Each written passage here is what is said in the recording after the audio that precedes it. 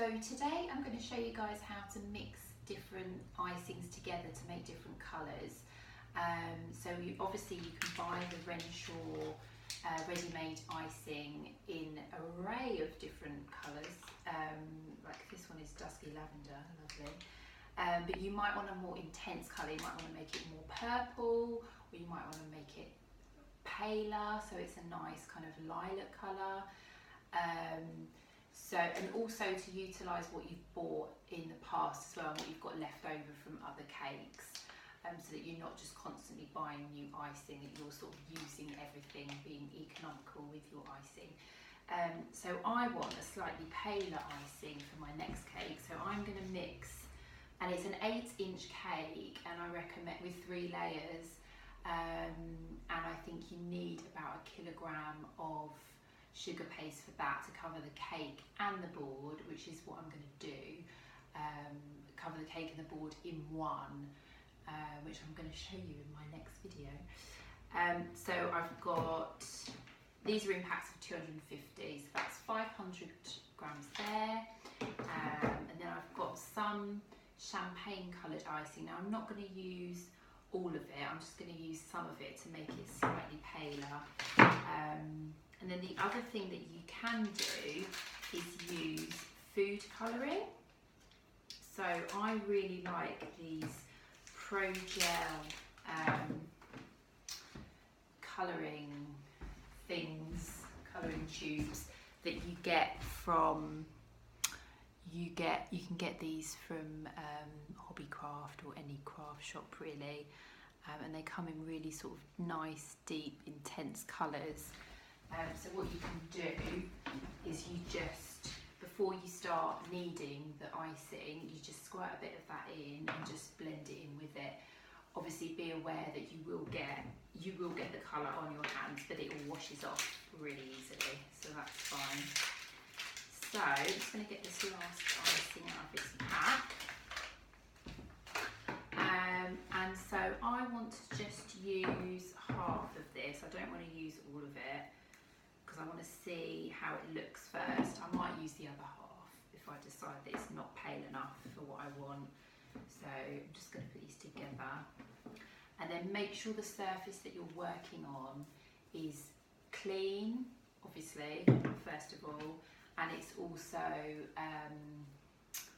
not wet, so you've cleaned it, just dry it off, make sure that the area is not wet, because sugar paste is not like water, as I've told you in the previous videos, I'm sure.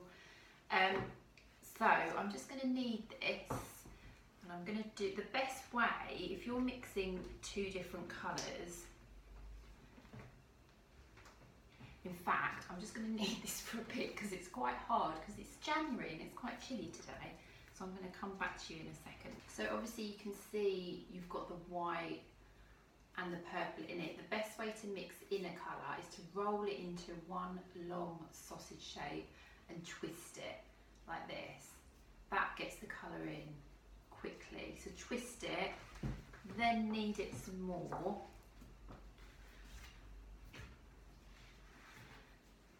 And kneading it is just moving it around really. There's nothing more special to it than that. Just pressing your heel into it, and don't worry about creating air bubbles, because you can still get them out in the end anyway when the sugar paste is rolled out. So roll it into, so I can still see sort of white marbly effect, which also can look quite nice, so you might want to roll it out and put a marble effect on your cake. But if you roll it out into a long sausage, take the 2 ends together and just twist to get the colours moulded together. That's the quickest way to do it. And you want to, even when you've got the colour that you want to keep kneading for about 5-10 minutes until the sugar paste is warm to touch. Because that ensures that you won't get any cracks or tears in it in the finished product. So we've still got a few white marbly bits in here, so I'm going to roll it out again. Oh my goodness. goodness, I'm getting out of breath. I just start my 2019 exercise regime. So keep going. I'm having to lean across and do this in the middle of my table because I've done so much kneading on this table that I'm concerned that it's going to collapse one day. So I'm hoping that day is not today. Okay, so you keep going with it. Okay, so I'm looking at this now and I'm thinking actually I want it a bit paler, so I am going to add this. I'm going to add this white to it now. So I'm just going to mesh it up in my hands so it's a bit warmer. And also similarly, you might be looking for a deeper colour, so you might get to this stage and think, oh, this colour's not very intense. Do remember, when you're kneading it, it appears lighter. When it actually dries, it appears darker. So this is quite dark and I wanted it kind of lighter, so I know that I need more sort of white in here to lighten it up. You might be looking for a darker colour, more intense colour. Just remember that it will dry slightly darker, so you might not need to add any more dark colour to it. But you know, if you're looking for an intense purple like this one, then you know that obviously doesn't match. So you just squirt a little bit more in and just keep kneading.